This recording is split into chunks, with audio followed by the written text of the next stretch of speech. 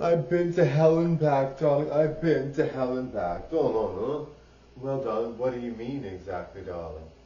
I've been to hell and back, darling. It's a new store, darling. How can you afford it, darling? You got no money, darling. Well, darling, hell and back is free, darling. What kind of store is it, darling? It's a store that helps you visualize heaven. So you'll never choose to go to hell and you'll be back in no time. Then how do you get to heaven, my girl?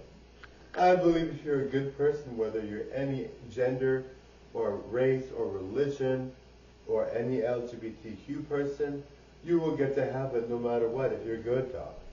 Well, darling, I just think that doesn't make any sense, darling. But I don't believe you, darling.